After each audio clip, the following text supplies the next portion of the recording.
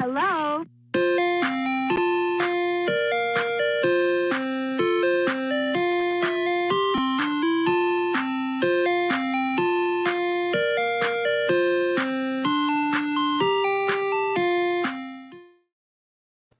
Man, that is my jam. Of course it is. I mean, it's so catchy. I genuinely do have our theme song stuck in my head, which is very odd to say, but I love them. It's so friendly. It just starts off by saying hello. That is true too, right? It's like, how do you not love this song? It's just like, man, hello to you too. It is so nice to see you, Mr. Music Man. Well, everyone, welcome to tonight's episode of iStream Ustream. We are about a half hour late, but thanks for joining us. We are here 3 hours and no, I can't even do the math. Go ahead. Sorry to throw you off.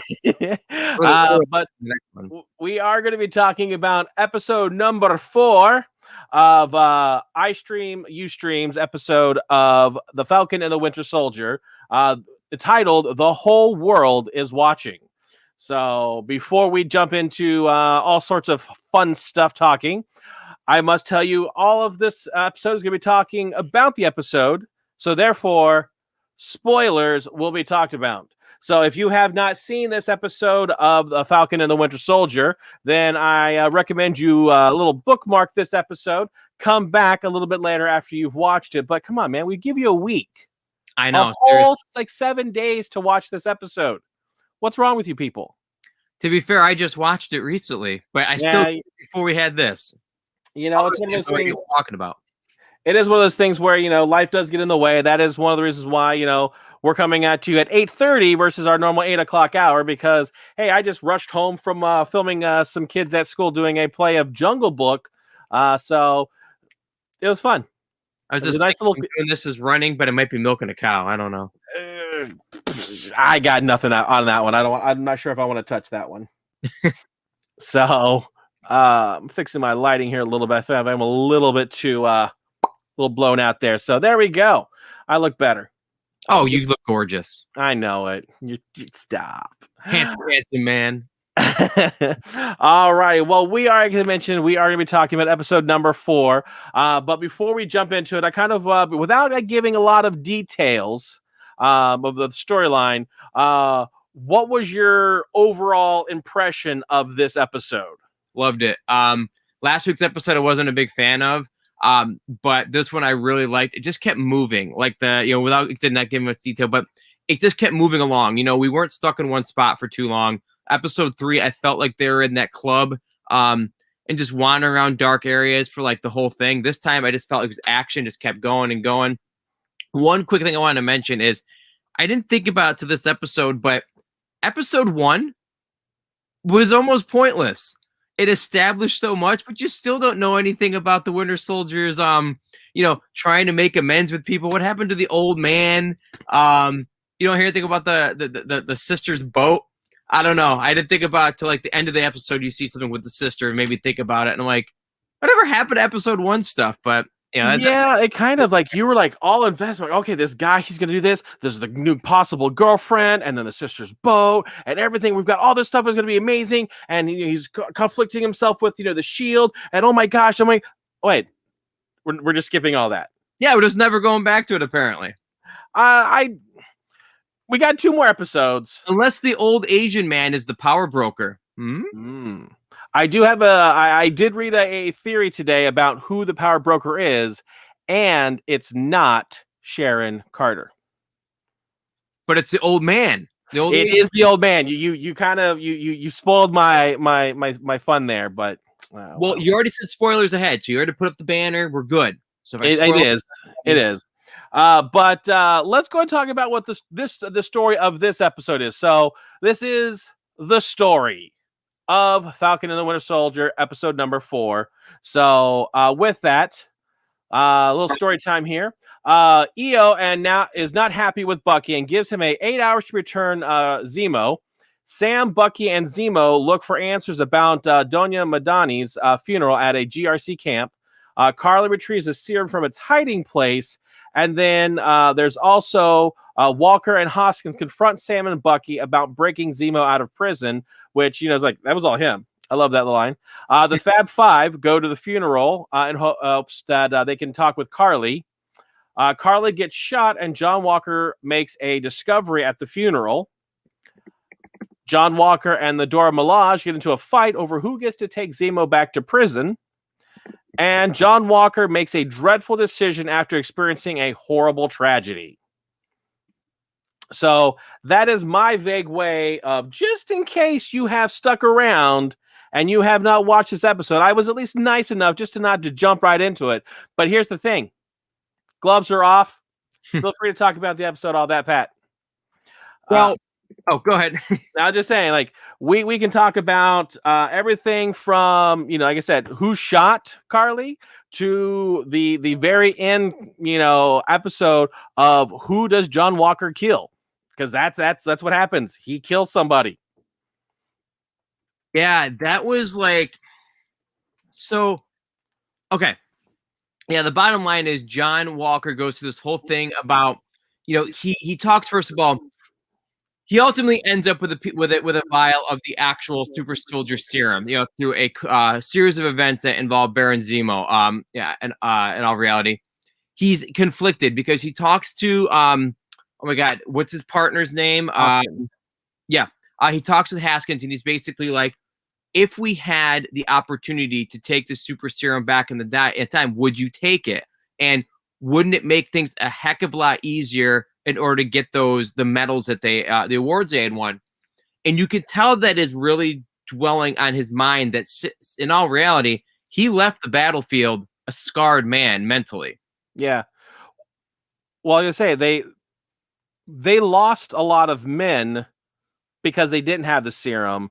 And if they were a super soldier back in Afghanistan, how many people could they have actually saved to actually maybe not even get the medals?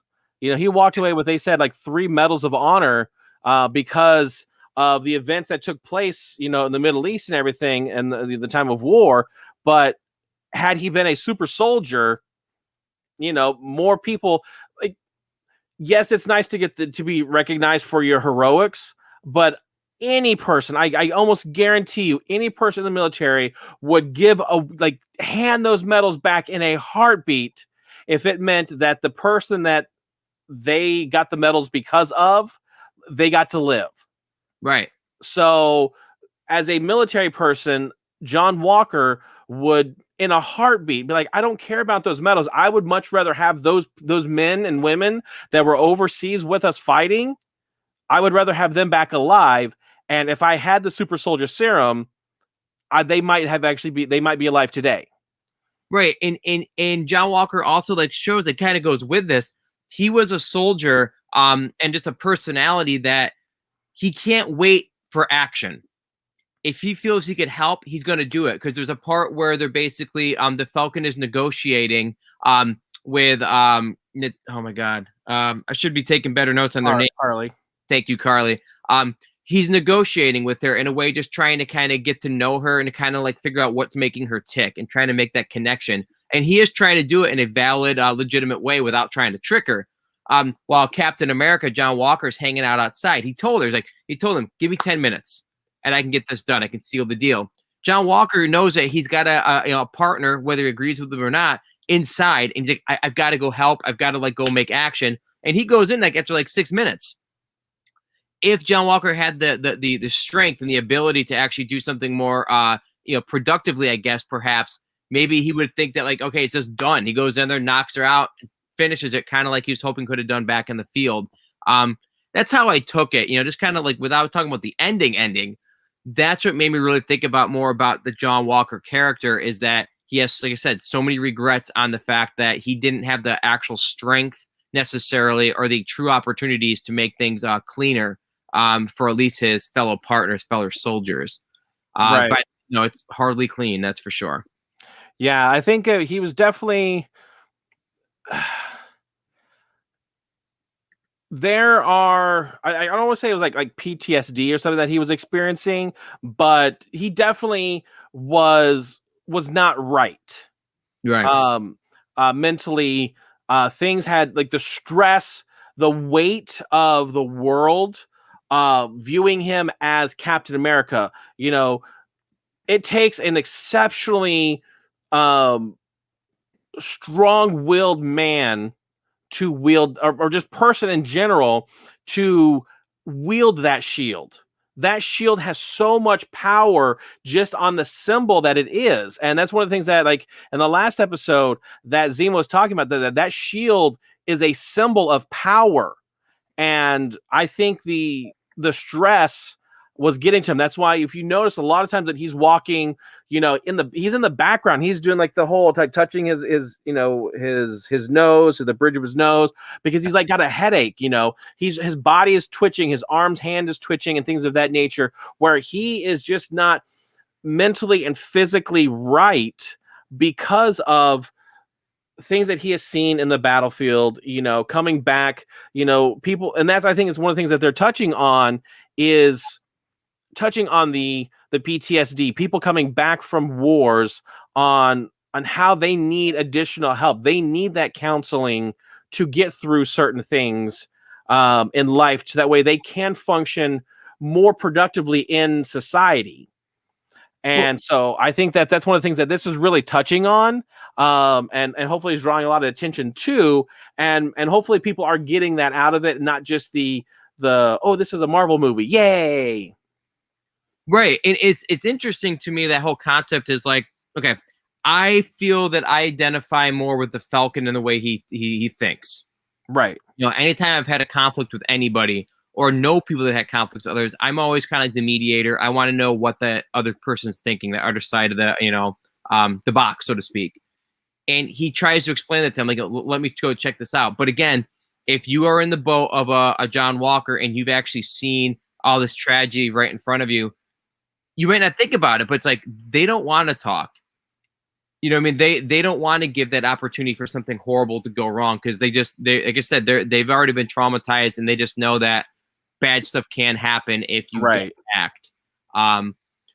But yeah, I mean, we could go on a whole like character study on John Walker's Captain America this whole time, but a lot of things do happen in the episode as well. But God, I can't wait till we talk about that last moment. As terrible as it was, boy, did it leave a taste in your mouth, in the sense of like, it just was like an impactful finish to this episode. Oh, absolutely. And then again, it's one of the things, like, if you think about how each of the episodes have finished, the first episode ends with them announcing John Walker as the new Captain America. Episode 2 ends with them deciding to go get Zemo out of prison. I think that was kind of like the last, but I don't think there was a huge cliffhanger there. No, they just go to get him. Yeah. And then I think the last of it is they show him actually in prison. Exactly. Like, and then kind of like the CCTV of him in his jail cell. And then, of course, episode 3 ends with EO, pretty much confronting Bucky about breaking him out. Yep. And so this one now ends with John Walker pretty much standing over the body, holding the shield, and there's just blood all over it, where he just decimated this guy. Yeah, it was absolutely awful, and like all the sound of the episode just kind of like drops out. The credits have no music. There has a different, solemner music. Yeah, it's very, very subdued, very low. Yeah, that's there was, and I'm going to go off on a small tangent here. When Buffy the Vampire Slayer was on TV, the episode where Buffy's mom dies. Spoiler. It was like the 5th season. Get over it. And that show was like 20 years ago. Right. So that whole episode, there is not one single note of music. There's no background music, no anything. There's not one note of music through the entire episode, including the credits are just silent. And that was so powerful watching that. Right. I mean, it sets a tone for sure. Yeah. So with this episode, there's, like that final moment is just very, very impactful. So yeah. I loved it. Seeing it with the blood on the shield, like you said, and even on his face. But one of the things that if you notice, like he's got the shield and it, holding up. If you notice his other hand is just twitching. Yeah, it's twitching like a little type of thing, because he's just having a little spasm of just he can't control his body. Well, I mean, he literally lost his partner, his best friend, the one person that could connect to his traumatic time in the military. He's now gone. The one person he could trust has been killed, by the Flag Smashers. And you could just see like the rage on his face, and it's almost like a scary rage. Like you don't see him like get this big scowl. He just literally just, like looks at him, and he's just like, "You messed up." Like you have unlocked the beast, and of course, just moments earlier, Captain America had just off camera, but clearly he took the super soldier serum that he had found, because otherwise you would not get this magical bending of bars ability. And so not only did you kill his partner, a guy that's got clearly some traumatic issues, you also did it on the freshly roided up, for lack of a better phrase, right? Superhuman now. Yeah. So, and there were a lot of like domino effect situations that really led him to take that serum. There was I mentioned that the Dora Milaje, and basically the four of them try to. They go to battle per se. They have a little skirmish over who's going to get Zemo. Yeah. And they pretty much wipe the floor with them. Yeah. So he even says the comments like they're not even super soldiers. Yeah, and he's just like, I got my butt handed to me. I'm Captain America, and I just got my butt handed to me by, for a little masculinity there, but by women who and they're not even super soldiers. Yeah. At least if Carly kicks his butt, she's got super soldier. She got super strength. Right. But these women don't. They've just been trained exceptionally well. And they have got the staffs of vibranium and everything that they just whoop up on them. And so like that on top of everything that's already happened in the episode, the series, and then just this and that. And so, Zemo confronts Carly, who has the serum, and ends up shooting her in the stomach. So she's still alive. No worries there. She's still there. But he's like, is this the serum? And just starts smashing all the little vials of them. However, I'm not sure if someone comes in but one of them doesn't get smashed. And John Walker like knocks him in the face with the shield. Yep. And knocks him out. And he finds the vial, puts it in his pocket, and ends up after. And that, of course, now that he's got it, that's when he talks to Hoskins like, would you take the serum if you had it? Yeah. And I think Hoskins was like, yeah, I'll take it, because again, if I have additional, strength and stuff, I can help more people. Yep. But again, he also echoes what Abrams Erskine said from the original Captain America movie. Basically, this serum brings out and strengthens and intensifies what's already there. Yep. So if you're a bad person, you're gonna be it's Red Skull. But if you are a good human natured person at heart, like Steve Rogers was, it just intensifies that, that Boy Scout quality that he had, and just made him even more. Right. But of course, John Walker already had some. Not some skeletons in the closet, but he already had some things that he needed to deal with, some demons. Do you think we're going to get a flashback of him to kind of help establish maybe who he was as a character prior to all this? Because they tend to do that on these shows. Maybe it's too late in the series, but to show him before he went in the military.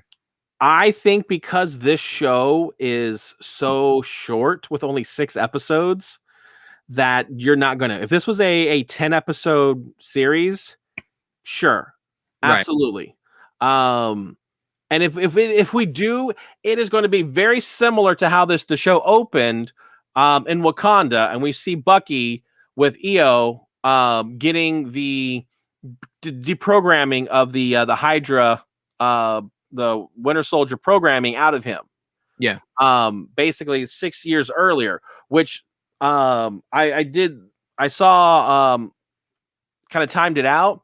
This was about a month before Thanos showed up the first time in New York with the ring with the what are they called, the dark, the black, I think they're called the black something, but basically the goons that come out after, into New York, but that's about a month beforehand, Gotcha. based on the kind of the timeline of everything that lines up.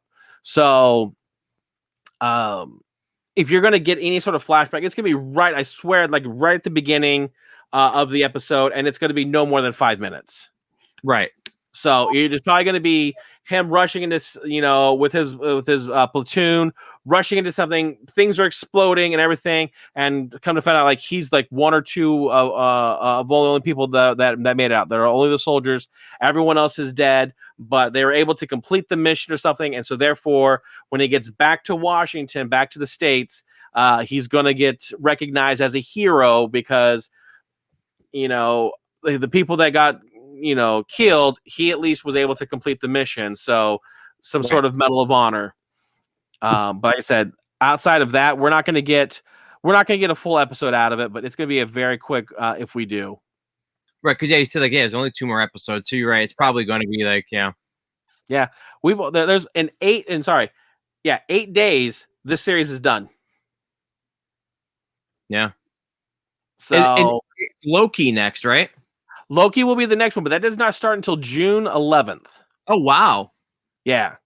I don't know why. Wow, I didn't think about the fact that we got a good like a month, month and a half, really. Yeah. So because Black Widow got pushed back to July, our new something Marvel every single week kind of got squashed because there was the kind of the thought of, okay, you'll have possibly the week after. So if I'm going to look at my calendar here. So tomorrow, the 16th, we'll have episode 5. The 23rd, we'll have the finale. And so probably on the 30th, they're probably going to do the making of, like they did with WandaVision. Mm-hmm. So they'll probably have an episode of that. And then originally the 7th of May was supposed to be Black Widow, but now again it's squashed. So we're gonna see what happens. Like the May 14th. I think there's trying to think if there's something coming out with that on Disney Plus. But there's going to be something out there. So it's going to be really, really cool. So I'm excited to see exactly what's going to happen with the rest of this episode, or the series, in this episode. So that's what's really cool about it. I did mention that, like I said, Black Widow did get pushed back to July. Unfortunately, it will be available on Disney Plus the same day. So just kind of a little small tangent here. July, 2 months, 3 months from now, do you take the chance and actually venture out into the theater district and actually go watch the theater, or are you going to stay hunkered down in your safe environment and watch it at home on Disney Plus? Well, I mean, July obviously is a bit a ways away. So I go out and about now. I mean, I'm not like I was hiding for probably the first 10 months of this. I still don't like to be in one spot for a long period of time. Understandable. So as far as the movie theater situation goes, I probably won't. I'll be honest with you. But it's possible. I love the movie experience, you know what I mean? And right. Bitter Ritz and myself will be fully vaccinated, and hopefully that sticks, by that point. And you'll have to see, I mean, I do hope to go to the theaters again, it's just more or less taking it day by day. Right. And it's cheaper. Well, for you, it's a dog again. depending on which theater you go to and how much the ticket Right. price costs, and if you do get snacks and everything like that. So yeah, you're probably the potentially was cheaper. We You know, passes. Like we had the AMC thing up here, was right. actually really good. We loved it. We were going Oh, once yeah. or twice a week, so it worked Oh, out. absolutely. Yeah, my goal is I've kind of tentatively told the wife, I'm like, okay, July, we're doing a date night. It'll be a weekday that we'll just leave the kids at home. We'll buy them pizza or something, like, but we're out of here. We're gonna go watch Black Widow in the movie theater. Whether it's an afternoon matinee or if we actually do catch an evening show, but we're gonna go watch that. And then once it's been watched inside the theater, how many times have you like watched a Marvel movie and go, oh, I really want to watch that again? I really want to watch that battle sequence one more time.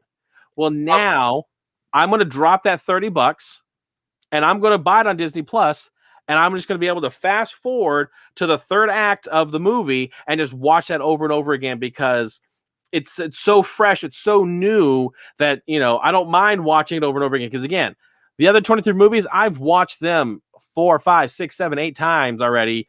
That I'm like, okay, I need something new. I need something fresh, which is one of the reasons why WandaVision, Falcon and the Winter Soldier, and Loki, people are just eating these up because we have not had a Marvel movie in over 2 years.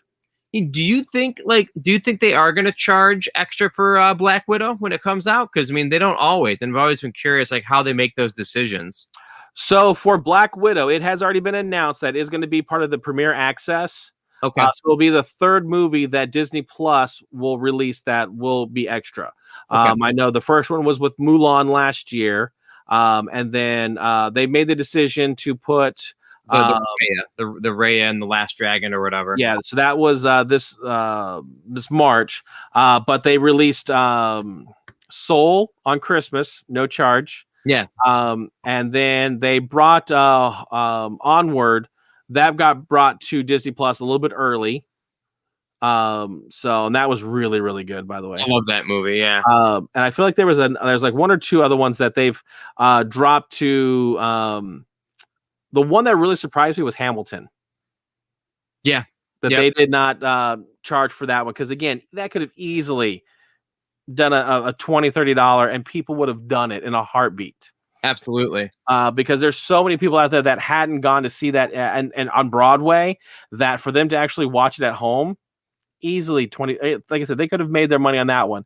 And for the most part, any of these movies, I would have done it for Onward. I would have done it for Soul. Disney's got my money. Yeah. They have quality products that I don't mind, especially I have 6 people living under my house. Under your house? Under my roof of my house. As soon as I said that, I'm like, that did not come out right. I have 6 people living under the roof of my house. So with that, for all of us to go to the movie theater, $10, $15 a person. Oh, sure. Yeah, no, it makes sense. I mean, I was just curious, like what their decision was on that. I mean, but yeah, we'll have to see when Black Widow comes out if we make that choice. I mean, I'm thinking about Ghostbusters at that point too, honestly. True. I figure, if there's one movie that you're going to make the venture out to test it out, what movie would that be? Ghostbusters, hands down. I can understand that. I can get on board with that. So, but yeah, overall, this episode was so good. Yeah. It definitely, to make that quote, it turned it up to 11. As far as the intensity of and the repercussions of this episode are just going to be drastic because the episode is called "The Whole World Is Watching." Yep. And at the end of the scene, when John Walker is doing the thing to the guy and actually killing him, so basically he loses it and kills him with the shield. He bludgeons him with the shield. He's got him on like on the steps of a fountain. He just keeps destroying him. And like I said, like when he looks up, you just see, like, kind of what you're alluding to with the title. There's just all these people watching, and they have their phones out, and it's just, and then Falcon and Winter Soldier come running up from behind. And they're just kind of like, Because I'm assuming there's going to be like a connection to them too. Even though they're not really connected to him directly. You know, the Flag Smashers certainly think that they're all working together. They actually, Right. she actually says directly to his sister, Falcon's sister, I hope that he's not working for the captain. Like, I believe in you, because that's the thing too, is she basically tells the sister of Sam that, like, to meet me here at this given spot, by yourself, and if not, if he doesn't do that, I'll have to come and pay a visit to you and the kids, and on that dock that you're standing on, really showing that, like, she knows exactly where Sam's sister is. Right. And so now there's this whole thing as well. It's like, is she going to even further believe that Sam is a part of this, like, ridiculousness? And then this could set her off. Like you said, there's a whole chain of events that might happen. She might go and say, you know what? You killed my friend. Now I am going to go after your family, because look what, your buddy Captain America did. I mean, I honestly, I think that based on the conversation that they had at Danya's funeral, that he was getting through to her. Yeah, I would like to think so too. Because that's a little. I don't actually have the slide for it, but that's a little bit of the of an Easter egg, because when we first meet Sam Wilson back in Civil War, he is a grief counselor for like the military. Yep. So that's one of the places that Steve Rogers actually talks to him. Is he's having those counseling sessions, kind of like an AA meeting, but dealing with people that have come home from the military. What do what are they experiencing? What can they do to, like, just get through life as normal as possible? So talking to Carly, he's able to use those skills that he had, back then with her to actually try to find out, okay, why are you doing this? What is the purpose of you kind of not necessarily being a terrorist, but what is the motive behind your actions? And so I think that's really nice that he's able to do that. But again, I honestly think that she is believing him a little bit. Yeah, I mean, Sam straight up says, I believe in your message. I just don't believe in your methods. Right. So, and then, when she does contact, his sister, basically is like, I need to talk to you to see if I need to kill your brother. Right. She believes him, believes her. So I'm assuming that is true. Yeah. And then, so of course they show up. Unfortunately, he does not come alone. Bucky's with him, but there's at least a mutual respect of, okay, hey, you are a human being. Let's work through this. Let's get to the bottom of this. And they're just talking back and forth. Unfortunately, until they find out that John Walker is basically invading one of the Flag Smashers' hideouts, that they run back to stop him. It's funny. We've gotten we're halfway. We're a little more than halfway through with this week's episode. We haven't really even touched upon the other big thing that happened in this episode, because the final part was like so impactful. But we saw, like, Baron Zemo's, like, definite true sides. He's literally up in front of them, screwing them over every step of the way. Like, when he meets up with he goes up to the kids to get information, because at this point they're still trying to find out how to get in contact with the Flag Smashers, how to figure out where they're going with the with the funeral that they're hoping they have a thing. He walks right up to these little kids, up to this one little girl, and is like, he's like the creepy guy in the candy van, honestly enough. But he gives her the Turkish delight, and he's like, she's telling him everything, and he's like, oh, and you see those two guys behind me, pointing at Falcon and Winter Soldier. Don't trust them. They're really bad men. And so, like, this whole episode, he's trying to get in front of them as they're walking. And like, that sets it up too. Whereas, he's trying to establish that he's the good guy and they're the bad guys. And I know he does it in order to get the information. He does it in a way that the other two are clearly not able to do. They're not successful. So it's good for the whole team. But it ends up being clear, as we kind of talked about last episode. He only is getting in touch with him because he wants to destroy the serum, because he wants no other super soldier. So that's one of the reasons why he's trying to get ahead of everybody. But true. I just thought it was interesting. Like, he's very clearly, like, again, being dishonest, which we expect, but just kind of like the camera captures it. Right. I think that, yes, there's a little bit of that. He has his motives of, okay, there's more super soldier serum. I'm against people having this, so I need to be there to destroy it. I've already killed the guy who created it, so there can't be any more. But now these 12 vials that are still out there, I need to get rid of them. And then, of course, there's the 8 actual people that have already taken this serum that are now running around as the flag smashers that are blowing up, GRC camps and everything of that nature. But I think it is simpler than that.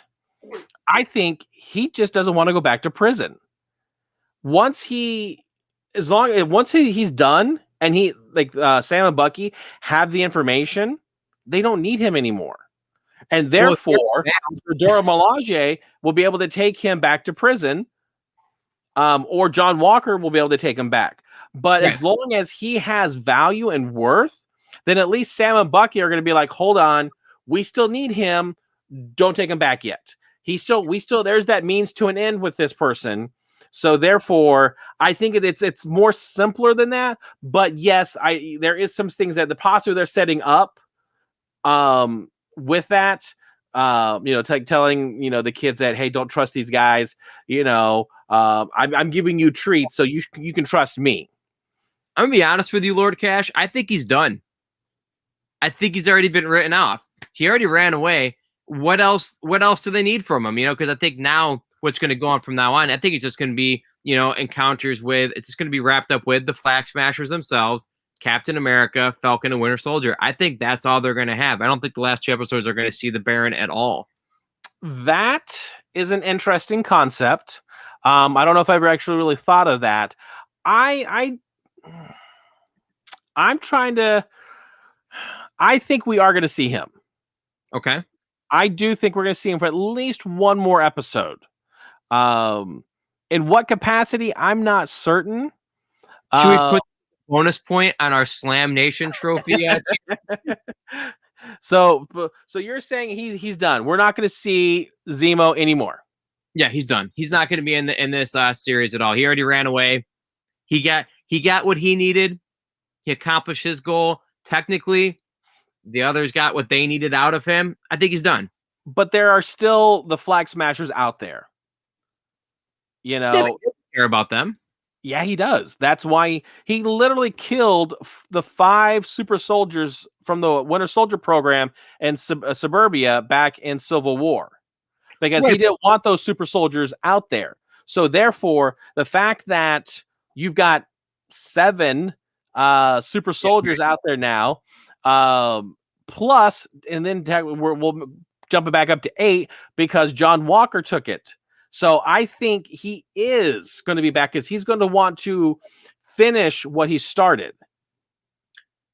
Yeah, we'll have to wait and see, because again, there's a whole lot of back and forth on us, thought. Hey, where's my coin? You can pretty much just flip a coin at this point, because it is one of those things where it could go either way. When Bitter Ritz watches the episode, I'll have to ask her. She can be like the dividing as far as in the middle as of what we think. But then, so once we're done with this episode, I'll be very excited to see who's right. Yep. So, well, you want to go ahead and jump into some of those Easter eggs? Yeah, I was just going to say, I don't know if there's anything that popped up in this episode, but I'm sure there is, There's a few. So we'll go ahead and talk about those MCU Easter eggs that they've kind of sprinkled in through the episode. I kind of mentioned a little bit that, Sam was utilizing his previous skills as a mentor of, dealing with like a grief counselor, dealing with Carly. So, if you notice that when Turkish Delight. Yes. There's a whole bag of Turkish Delight that Zemo gives. there is another Disney movie that someone uses Turkish Delight to get stuff out of, a child. The Chronicles of Narnia. I did that with my kids last year. It was the last thing we did when we were into the quarantine and all that. I did a narration for that movie. As soon as I saw it, I was like, yep, Chronicles of Narnia, of those Turkish Delights. I've never had one. I still would like to try them. But then again, I might be manipulated by some creepy people. So there was that one. Now, how familiar are you with El Chapo? It's funny. Like the name sounds very familiar, but right now it's just not clicking. So this was taken from a news article in the early morning of 2014. The Mexican drug lord, won't even pretend to say his name, was in bed with his mistress, one of many. And basically a guard busts in and says there's troops here. And so Mr. Guzman, naked, which I love how they point that out, ran into the bathroom, beckoning the rest of his household to come with him, popping the top of his escape hatch, which was underneath the bathtub, which led to a wooden staircase under the tunnel, which leading to a tunnel. And so basically, the kingpin known as El Chapo disappeared into the tunnel in the darkness of night. So never to be really seen again until he gets captured, years later. But again, there's that tunnel there, that he basically the thing underneath the tub, kind of where that kind of leads that into, the El Chapo. I thought that was kind of a little cool little homage, or not an homage, but just a reference. So what you're thinking then, Lord Cash, that if you are correct and Baron does come back for another episode, he will be sans pants?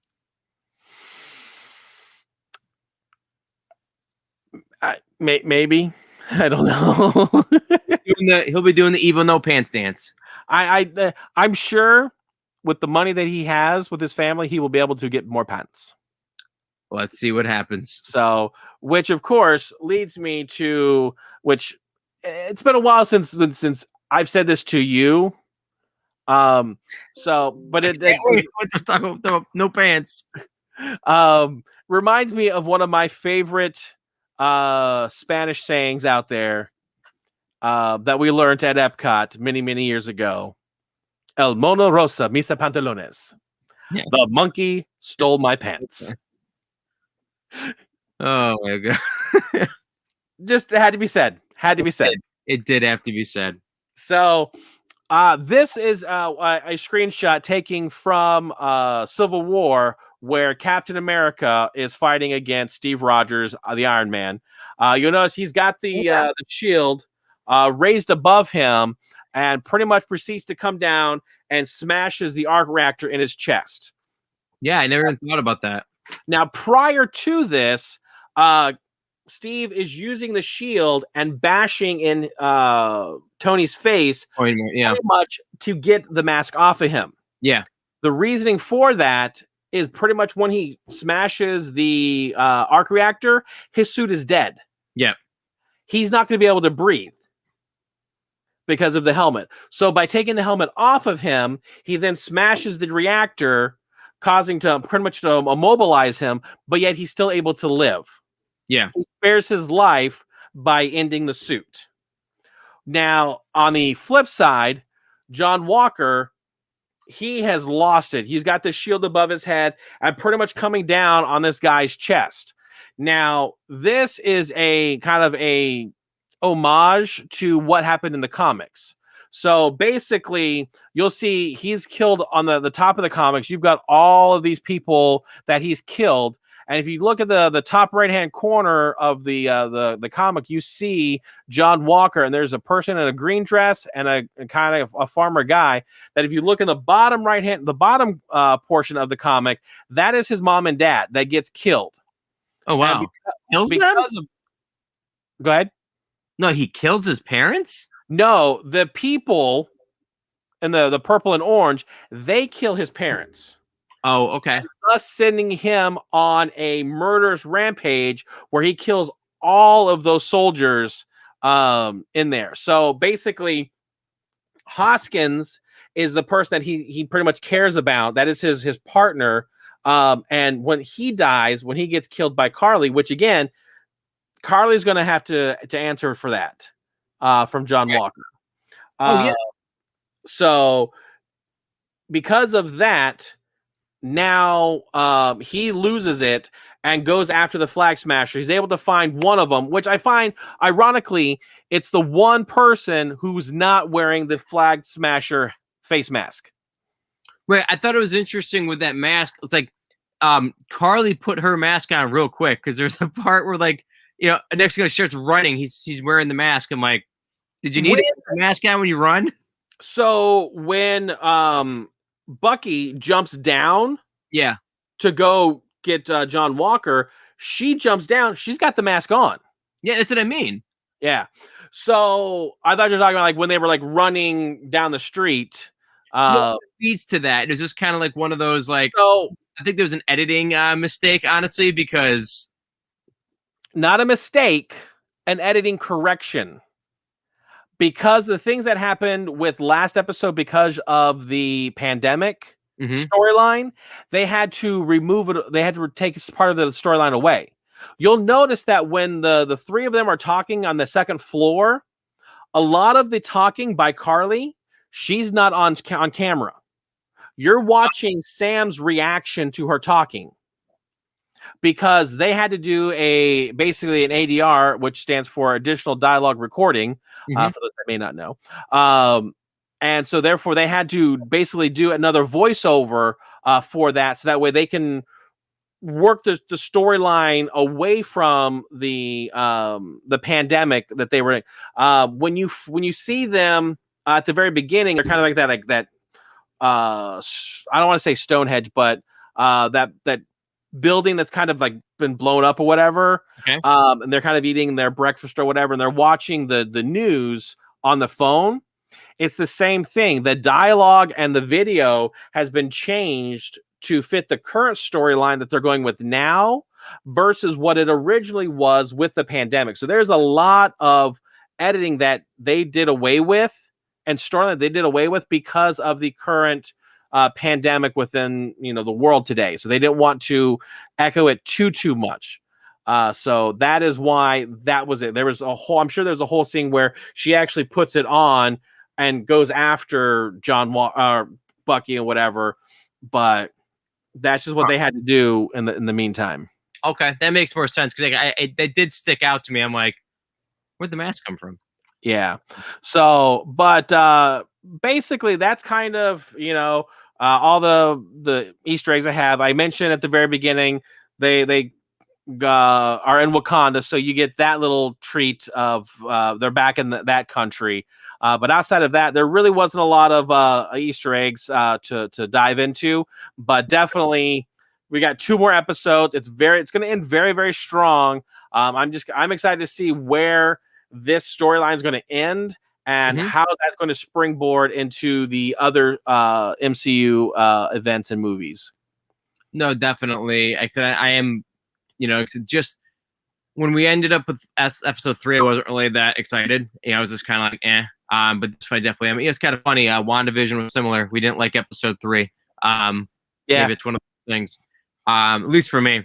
But yeah, next week or tomorrow, realistically, the next episode will drop, and we'll have to see where it plays out for next week.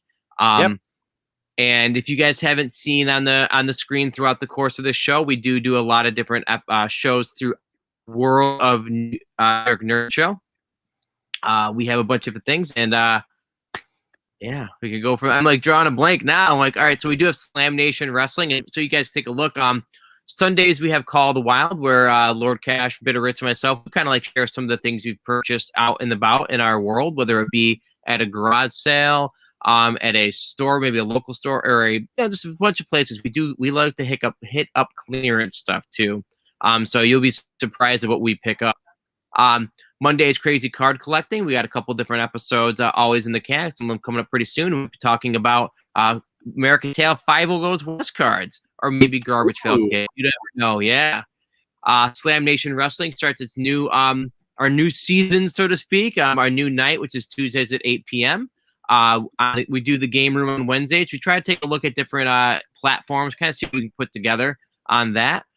You're watching iStream, Ustream right now. We just mentioned only 2 more episodes of this particular series with Falcon the Winter Soldier. We'll talk about what's coming up next after that. Tomorrow we'll have Funko Royalty with Lord Cass, checking out what he's got coming up. And then Saturday we have Mail Call, Mail Time, when we basically talk about what's been delivered to our houses. A lot of times we don't even remember what we've ordered, so you can check out the excitement with us. Lord Cass, do you have anything specifically planned for tomorrow on Funko Royalty? Well, I may not have anything for tomorrow. I know that's going to kind of next week is kind of our launch, hopefully, of all these new shows. I might be able to have some Funkos set aside, but I got to look to see exactly what I've gotten in the mail, because I have gotten some stuff. Right. So we'll see what. Actually, I might actually have something that might be kind of cool. So sounds good. I got some exclusives from Walmart in the mail. Nice. So, but if nothing, if we don't do one tomorrow, definitely check us out next week. Our plan is to have new content every night at 8 p.m. Eastern Standard Time. So definitely check us out on either YouTube, which is a great place to find all of our content. But a lot of our live stuff will be on Twitch and Facebook Live. They know they have a shorter retention span. But definitely go to YouTube for the New York Nerd Show to catch us out and check out all our content there. So it's under construction, so bear with us. Exactly. But obviously, everybody, thank you for joining us tonight. We really do appreciate the views and the shares. And again, Lord Cass, I don't know, is there any last things you want to share tonight?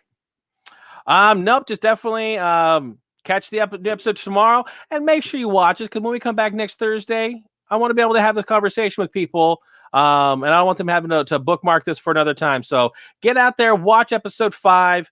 It's going to be great. I just know this, and there's a again, I don't want to go into the possible spoilers, but there's a theory that the power broker is possibly someone from the Netflix Marvel Cinematic Universe. So that is all the clue I'm going to give you. But if it is true, I at least said it now to possibly, say I knew. Same thing. So, I made my prediction. All righty. Well, as always, we thank you for watching. But again, if you stream it, you should go watch it.